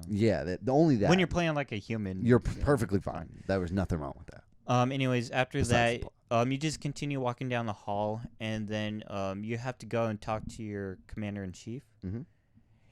Once you start talking to him, there's a dialogue choice to get more information on what's going on in the situation. No matter what choice that you pick, the chief will not give you any information because he doesn't like you since you're an android. But he's a real person. Yeah, he's a real person. Gotcha. All the other cops in that situation are real humans. Wow. You're the only one who is an android. That's so weird. So yeah, he won't give you anything since he hates you Hmm. for no reason, just because you're an android. So just some straight So up. it's racist. Yeah, straight up racist, but for these android races. So after you speak with David him, Cage. you're supposed to investigate what's going on. Mm-hmm. This is the next few parts are gonna kind of get into spoiler. I mean, it's just if you've seen the trailer already, you pretty much know the results. Mm-hmm. But if you don't want to hear what I have to say detailed of how I got my Pacific ending, maybe mute the stream All right, I'll be or back. the video. Yeah, I'll be back. Yeah, I'll wait. No, Do you want to? No, I'm just fucking with you. Let's do this. Okay. So what I chose, I went to the little girl's room, Okay. and her like room is like completely messy, and then I just found like there's a tablet right here. So I picked up the tablet, and there's a video of the rogue android and the little girl, and I discovered the android's name is David. Okay. And that's the only way how you can discover that this android's name is David. Yeah. Because if you go and confront him, there's a choice to call out the android's name. If you didn't go to the room, to the tablet, you would say, like, hey, you, stop that. If you actually went to the tablet, you'll say, hey, David. And he would kind of like, huh? Like, how do you know my name? So it kind of like, if you know a person's name, they're kind of like a little more trusting to Yeah, you. Instead of like, definitely. hey, you. Yeah. Because you have a sense of identity. You know Yeah. that you're talking to them. You know that they like kind of give a fuck to a moment. Like, Yeah. Yeah. It's It's like calling Ruffum. You got to get it right. That's So- a throwback to the after the previews commentary where I couldn't get my name straight. Anyways. So I went to the tablet, found out the information of the name. After that, I went to the living room, and I discovered a gun case. So I went over to it and investigated it. Mm-hmm.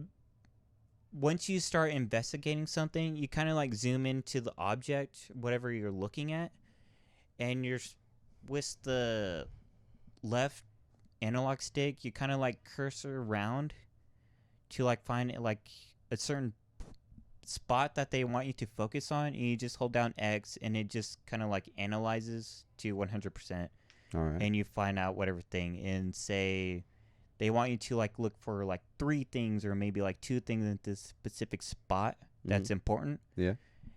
And you played pretty much all the Batman Arkham games, or Yes, Remember Me. Mm-hmm. Oh, Remember Me. That's funny. I didn't remember that. Anyways. So if you press L2 or R2, you kind of like start doing like a time kind of thing. Like Yeah. you're able to see like what happened this specific moment. Like you can fast forward or rewind, Mhm. and you can find like different details of what happened at this spot. So Tacoma does that too in a different way, but yeah. yeah, so I discovered like what kind of gun this was in, the bullet casings, and if I rewind, like if I fast forward the time, I'm able to see like the husband kind of there and him getting shot, and I could see like different details, like oh, he got shot like right here, and he dropped something on the floor.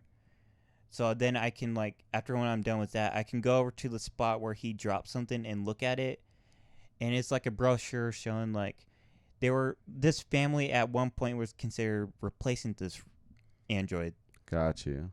Okay. There's like a computer screen, and it shows like the website of them like looking up information on how to get a replacement. And here's the interesting thing. So you can investigate all you want, sort of. there's no timer going on, but if you spend too long investigating, it kind of goes in real time. So, there's, of course, cops just waiting kind of like next to a window looking out what David is doing. If you take like too long, one of the cops will get shot. Oh, okay. And you start seeing like the cops getting like, why aren't you going over there? We have a hostage right over there. Get over there now. And if you spend way too long, the hostage gets killed. Fuck. So there's just so many consequences and just like opportunities to mess this up. So yeah, you can spend the time to investigate so you'll have a better understanding of what's going on and maybe get David to stop what he's doing. Or you can just go right ahead, don't see any of the clues, just go ahead, try to talk to him, or just spend too much time and lose that scenario. So what is your like takeaway? How did it end for you, actually? So I spent enough time where I felt like... And you could say David. Yeah, I can go over to David. And the game does keep track. So, also in real time, after when you discover something, there's like a percentage meter, like 60% chance of David letting the hostage go. And like after when you say investigate something else, like 70 now. If you take too long, 45. Yeah. Or whatever. And then, so I just went to the door and just to confront David. I got the choice to like, I can speak out his name. I actually knew it. He gets startled, and I start walking forward to him. I notice there's a down cop on the left side of me. Okay. So I walk to the cop. David says, "Hey, you better not do anything to that cop. You don't help him." And then I get a dialogue choice saying, like, I can either ignore him or follow what he says. What'd you do? I ignored him and I helped the cop. Okay. And he doesn't do anything about it. After that, I get more dialogue choices trying to calm him down. And then I just continue walking closer and closer to him. Next, we're just kind of like talking one-to-one. I continue trying to empathize with him. Tried to calm him down. Just bringing out the information that I found from the other things. Like, hey, I discovered that they're trying to plan on replacing you. I understand that as an android, I would probably be upset at this kind of moment as well. But this was once your family. Don't kill this girl. He starts to understand. Then a helicopter comes, and he feels threatened by that. So he's orders you to like get rid of this helicopter. You get the choice of either doing that or not. I decide to just call the helicopter off, like get out of here. Okay. Continue talking some more, trying to calm him down, and then I get one choice. He asks that, okay, I'm gonna stop doing this if you get me a car and the police doesn't chase after me, and then that's it. So I start to compromise with them, like, I can't do that, but if you stand down, I'll try to work something out with you. And he managed to do that, and I got a 99% chance after that. So he just lets go of the girl. And then you know that one moment in the end of the trailer where he lets go of the girl, and he then gets shot by a sniper? That was my ending. Oh. That's the best ending that you can get. Really? In the trailer, yeah. That's still sad. The demo. Still kind of sad, but yeah, he fucking deserved it. Don't be touching no girls up on the roof and holding them hostage, dude. That's fucked up. I've been looking at other people playing it because I had to wait for my time because when you do your appointment, you kind of like have to wait out, like be there like 10, 15 minutes early. Yeah. And you just watch other people. A lot of the endings I've been seeing other people were getting were the self-sacrifice one, that you just push David off the building and you fall with them. Mm-hmm. So yeah, that was pretty interesting. Yeah, so I'm glad I got the ending that I got. Detroit's super interesting to me, especially after hearing you like really get into the nitty-gritty details, and now that we know what we know about Marcus, and then going back to Connor. No, the chick. What was her name? Oh, the very first trailer. I don't Mhm. remember her name. Ah, honestly. dude, that's Kara.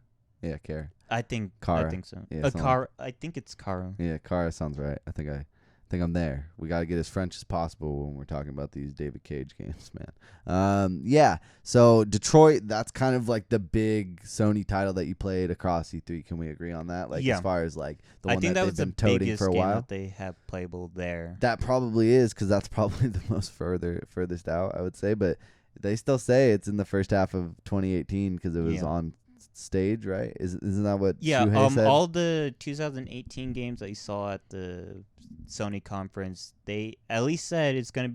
All of them are coming out first half of 2018. That's cool, because in reality, we've been seeing a lot of Detroit, especially coming from that short film about Kara, or short little demo thing, tech demo. So we've kind of known about this idea or a concept, but like we don't know much, and that's kind of cool if it is coming out within this next year. That's super interesting to me. What else you got?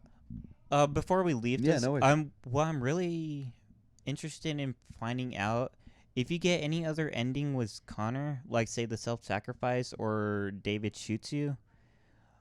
How would that affect the story? Because Connor is one of the main characters. Like, there's 3 main characters, and if one of them dies, it's the a definitive girl, 3? Marcus, and Connor. There's no more. There's no more. Okay. So if one of them dies, And all do of they them remain can die. dead, or Yeah. do they get a new body? Since they're androids, do they get like a new body or something? From what I understand, and like I think Greg Miller said this because he asked him on like the main stage, and he said David Cage said that anyone can die at any moment. So while you're right, they are androids, so I never even put that together. I just figured like, oh, that story would end, and then it would shorten the length of how long your game was, kind of like an Until Dawn type of thing, where that didn't really shorten the game too much. Like you would pretty much go as long as you did, but certain story arcs would not pay out, and like that could eventually cut off some minutes. But with David Cage, he'll go fucking crazy and cut out 2 hours, and then make you play it again to make sure Connor doesn't die. So that's interesting, dude, because you're right on a narrative base, and that's what I mean. We don't know like from moment to moment gameplay. We just know these little vignettes for these characters, and they've been great character like pitches and like tone pieces. So I'm excited for this game. Super. Yeah, me super too. Excited. What else you got? The last game I played is the one that I'm absolutely happy that I got to try it out. I tried to do it the first day, the second day, didn't work out. It's Super Mario Odyssey. That's the only game that probably deserved the but yeah. Fuck you, Knack 2, Voldemort. What do you got? So I had to wait in a long line just to play it. So how long was your wait? Because that was clearly the game everyone wanted to try. It wasn't bad compared to the previous days. It was probably like an hour and 30 minutes or so. Oh, okay. So that's like a a really shitty ride at Disneyland, or shitty line at Disneyland, but nothing more than that. That's cool. Worth it? Yes, was that it the was longest worth it. line you waited in? Yes. Because Detroit had the appointment base. Yeah. There's still queue though, right? Yeah.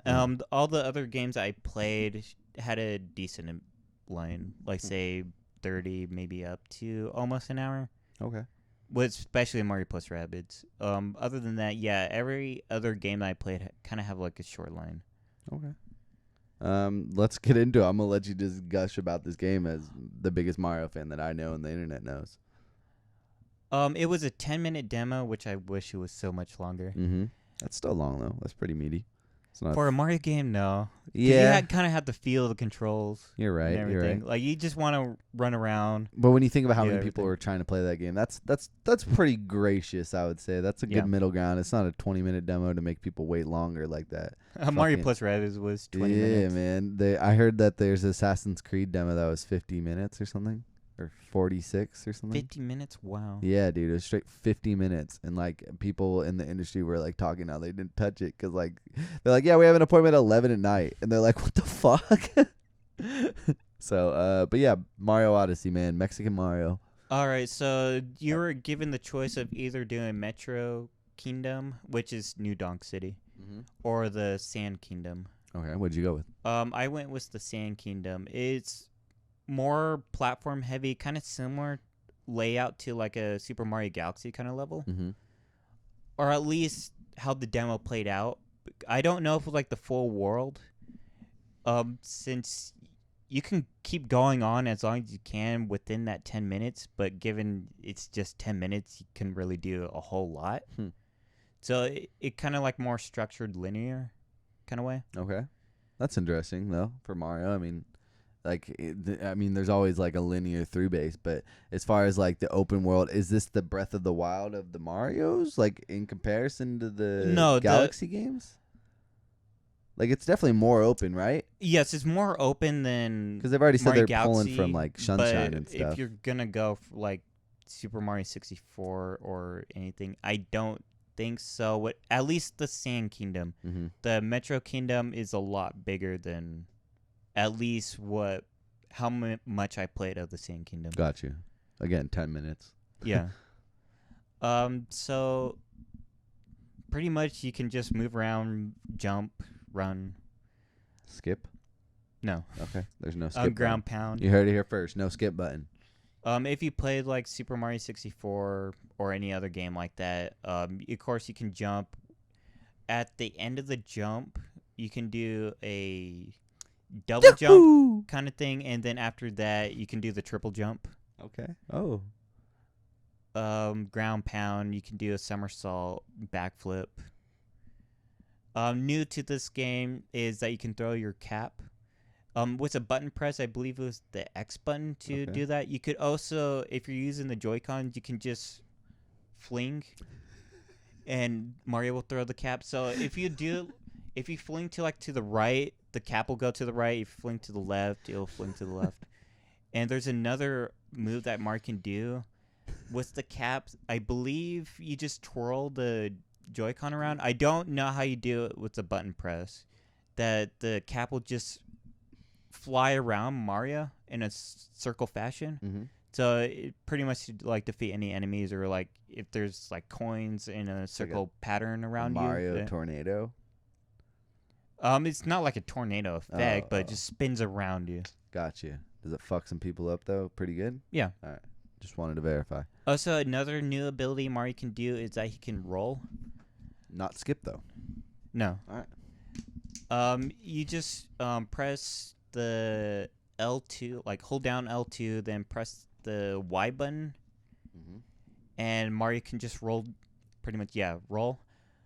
If you're going down a hill, of course, Mario gets the momentum from there. You can just tap the Y button for Mario to keep rolling, because if you continue rolling, like say straight, of course he'll lose momentum. So press Y to pick up speed again. When it came to the Sand Kingdom, again, it's like a Mario Galaxy kind of thing. So you just go to the goal, collect the kind of like the moon. I don't know what they're calling it.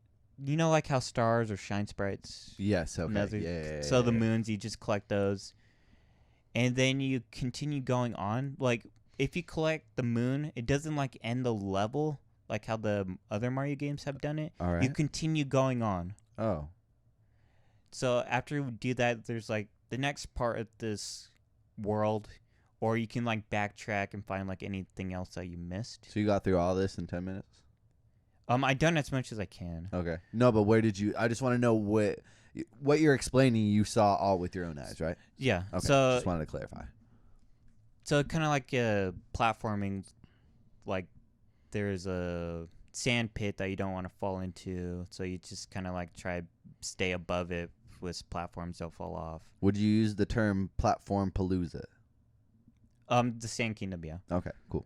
You can. Nintendo hates calling it possessing. Yeah, but they're calling it capturing. Oh wow. Yeah, they're trying to avoid the term possess. That's weak, man. Because it is. Like, what else do you like? The Poltergeist is a thing, you know what I mean? Like that is a Yeah. movie within our culture. So is The Exorcist. Like it's not like that's the worst thing that's ever been used with that term. And we're not gonna be thinking Mario's like gonna be spinning heads. You know what I mean? Yeah. That's not gonna be going down. It's just sometimes Nintendo just plays it too safe to where you're just like, man, like you're doing all the right things with the Ubisoft's partnering, but Yeah. you're still like thinking in back in '97 where you can't say the word possess. But yeah, you can capture. It's a vocab word for some third grader, I bet, this week. You know what I mean? Like, yeah. Mario can teach him that. So yeah, there's one Capture. point in the platforming that you can capture a bullet bill, and you just control it past like some sand pits and such, or even cross through the whole platforming section if you want to a little faster. Is that an ability that you have to build up? No, Okay. you do it right away, or at least the demo, because at least from the trailers, you kind of have to meet Cappy first. Yeah, and he no, I didn't. repairs your cap, and then Okay. you'll get the ability. I didn't mean. So it's like an ability where it's not like a, like how you get Like the a power up or something. Yeah, it's not like that where there's a. No, it's like, an ability that you keep. throughout you the have entire it, game. and, yeah. and there's not like a power up bar. There was nothing No, that you're there's trying to nothing. charge. Okay, cool. That's good. Because then you can kind of experiment with different ways with different like puzzles and stuff, and like Yeah. that's the point. But with Mario being such an old timer within the game's world, as far as like the timeline and shit, Uh-huh. as far as like what still exists in a raw, pure form, we get these Mario titles as far as like a real 3D Mario game every once in a blue moon, if you will. Like, but how does this feel as far as the 2017 Mario game, dude? It feels fantastic. Yeah, because that smile on your face is beautiful, man. I'm so happy for you. Like, I'm like really excited for the day that Mario Odyssey comes out, because like I know somewhere, actually at all points in that day, Ruffum's gonna be smiling for a good fucking month, dude. You know what the interesting thing? When you collect the moons, it keeps track of the date when you found it. So like the date and the time. That's cool. Exactly. Because for like the collectathon in the peoples, as far as like when I was a kid, dude, like Mario Galaxy was my like one of the first Wii games that I got. I got a Wii pretty late. Like I don't know how late that was actually. I think it was Christmas of 2007. Probably was when I got my Wii, because Brawl was out. 2006. Okay, because Brawl was out. Because for when I got my Wii, I got Mario Galaxy, Super Smash Brothers Brawl, and Guitar Hero 3. Yeah. And those are like the games that I got with my Wii. Like it was this big. I think you got yours like 2 years after it came out. Yeah, Because must Brawl have. got delayed so many times. And Mario Kart was in there. I don't think I got that the same day. But anyways, like when I had that, I only had 3 games to play, and like I already had played Guitar Hero on PlayStation, and my parents just knew how much I fucking jammed with that, so they got it on the Wii. You had to put the fucking remote in the guitar. Do you remember that? Yeah, I remember that. Did you play it on Wii? I had a sister played the Guitar Hero. It's so funny to me. But when yeah, I remember realized like the controller. You just have to stick the Wii remote inside it. You know. that ugly wannabe USB port that they Yeah. put on the bottom of that thing. But yeah, like I had to continuously go back and like find reasons to play Galaxy, find reasons to play those games, and to hear that like they're giving a timestamp to be like, I could go back to my if this was implemented, I could theoretically go back to Galaxy and be like, oh, in 2008, I found this on this date. Yeah. That's cool to have, especially for the super fans like you. What other little niche things that maybe people aren't talking about that you noticed?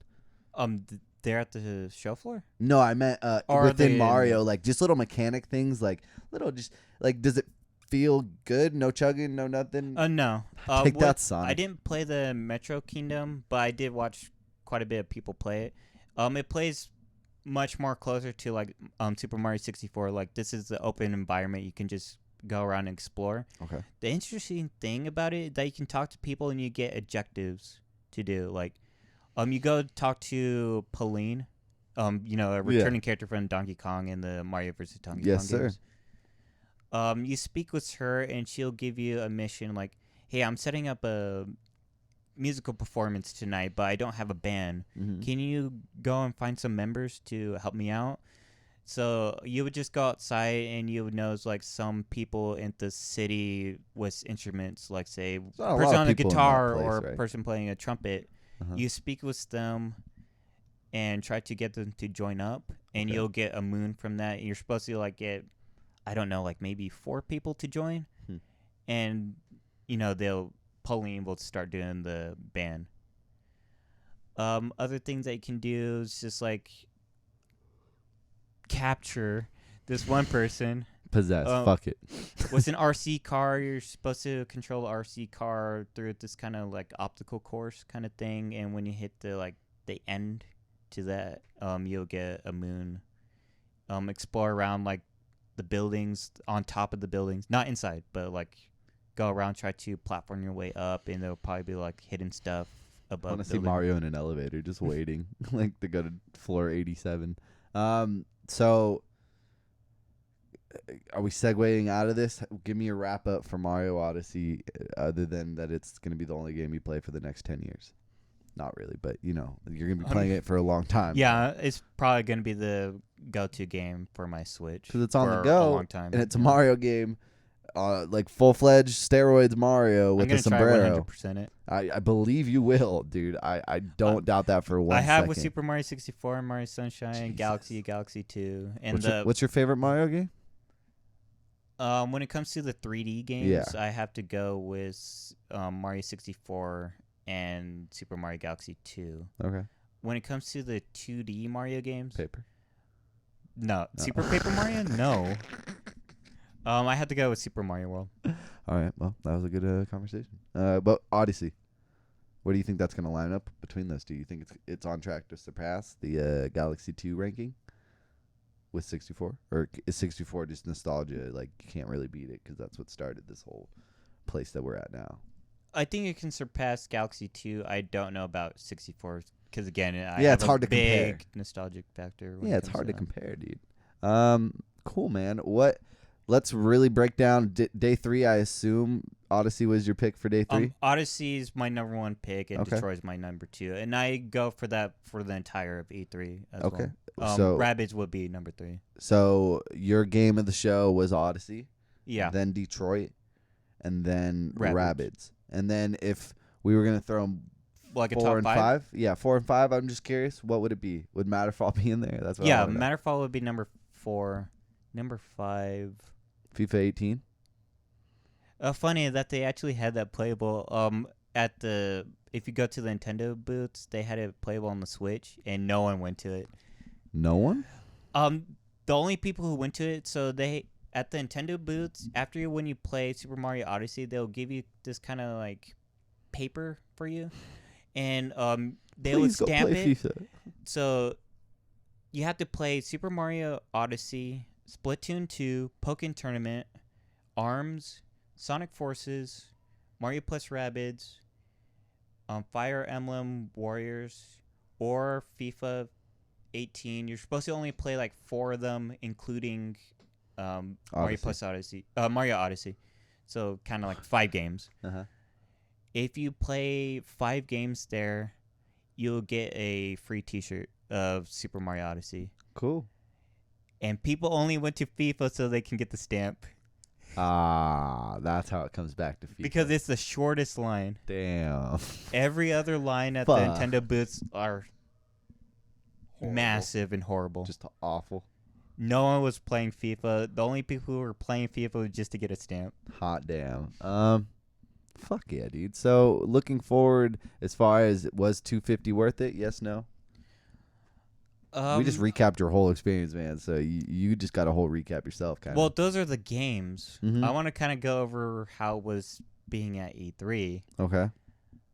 On the first day when I was there, I got there pretty early, like 8:30 in the morning. They didn't open the floor at 12. Okay. Like they can let you in, you can just wait in a line, but they didn't open the show floor at 12 until 12. Okay.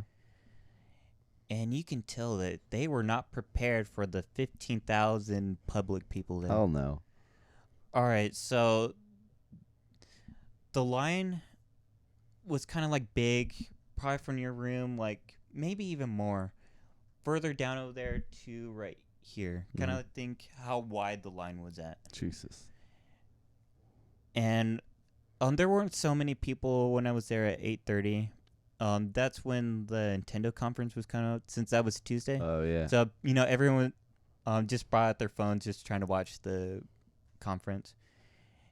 When it got to around 10, the line got so massive because we're kind of like in the middle of the convention center. Okay. the line got so massive that it went all the way outside, Mm-hmm. and it got to the streets that was considered a safety hazard. Oh, I heard about this. Day one. Yeah, I heard about this. Fire marshal came, I guess. Yeah. And like they weren't even checking IDs or anything. They were just letting everybody in by the end. Yeah. That's fucking crazy. They tried to do IDs at first. This was all day like one? the smaller, like since the line was small, so they were just going around trying to do ID. But yeah, it got super massive out the door to the streets.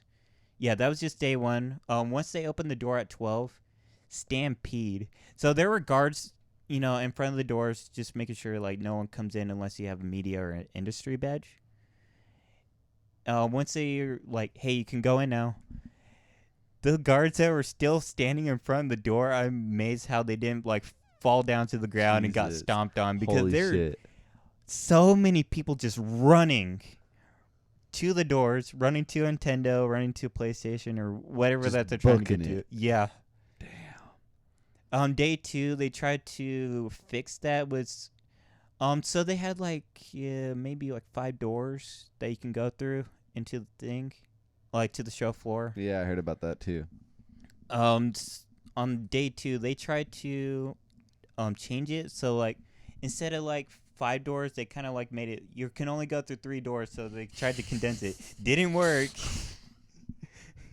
It didn't work at all. You can't tame 15,000 extra people on top of like an event that's already packed, Yeah. So day 3, where they kind of understood it better. So they had all the doors open this time. Nice. But they had, I guess, the guy who's in charge of the security guards, like Rick. We're gonna call him Rick. He was saying like, all right, so once we open the doors, can you please, just for me, so I don't get yelled at from the higher ups, can you please just walk for me? Just walk. He was kind of like begging, and Please. everyone kind of like made a joke out of it. Like he just became like, "We're doing it for you.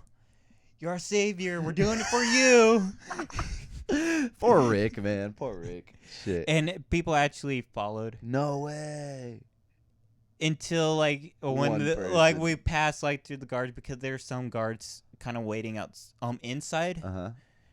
After when we got past, everyone started booking it. Nice, dude. So when you book it, are you literally like first in line or like fifth in line, or how does that work? Like, you're like the 100th in line. Okay, yeah. Maybe even further back. I wanted a scale. I just wanted a scale to really put in perspective. Like you're still booking it, but like unless you're Usain Bolt, you're not really getting there first. Like it depends on where you're gonna go. That's true too. Because if you're going to Nintendo, even if you're in front of the line, if there are people running to it, you're not gonna be. Yeah.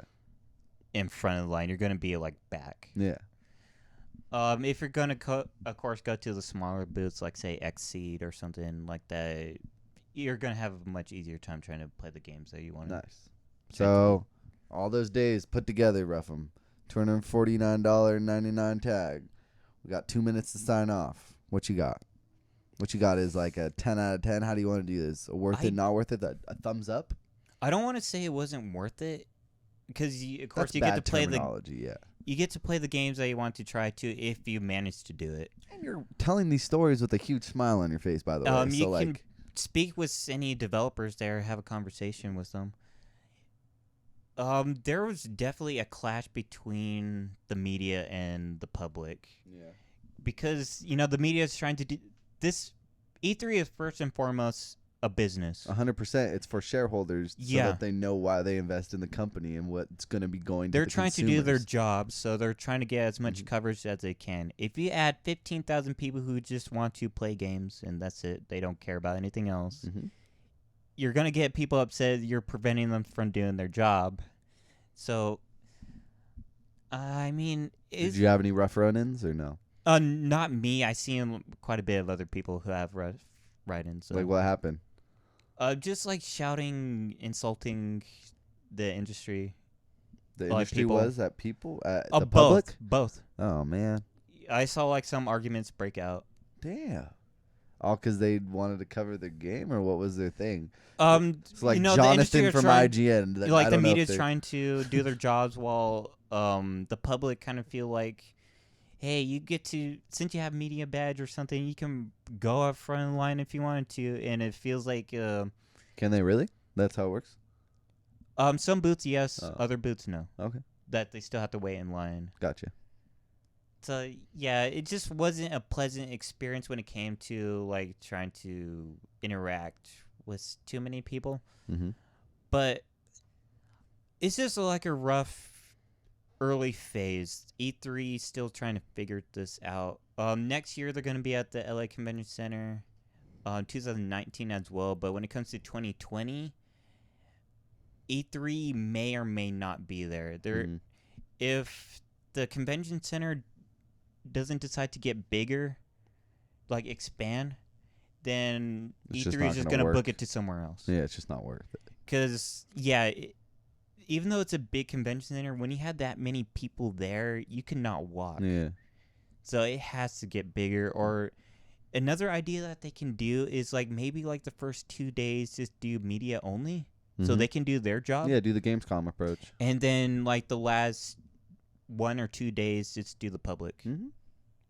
That's a good idea, and that honestly I think is the solution, because I don't think doing the whole like Trying to do both is not Mhm. going to work. It's not going to work at all. And like you can still allow, if the media still wants people covering on the public days, they're still allowed to go, and that still gets all the shit out of the way that is need to happen, and then the public can enjoy it and they can make some money. Everyone should be happy with that. So let's see if they implement that next year. Are you going to be going? This didn't tamper you away from the E3s? No, but it's something I want to think about more. Yeah. Just a time constraint thing, or like like what is that? What do you want to think about? Like how they're gonna deal with this kind of situation. so it is the people Yeah. situation. Where They if did. they If have you went out, 20,000 next year, it's gonna hell no. yeah, they just sent out a survey for those who attended E3. They want feedback. I Nice. didn't do the survey yet, but I'm gonna be looking through it, and I do want to put some of my thoughts on it. Definitely, man. Thank you for coming through and giving this all to the people of the Endgame show. Ruffum is our community manager. If you do not know that, make sure that you're not saying anything naughty, making sure that you know what's up, because we drop the ball a lot with the tweets and the information. I feel like we didn't have a Facebook page until Ruffum came along. So shout out to that guy, this guy. Again, Mario Odyssey, Detroit. Mario plus Rabbids, Matterfall. I didn't say number 5, did I? No. FIFA 18. Maybe Sonic Mania. Okay. Yeah. Let's start in there. You can follow you where?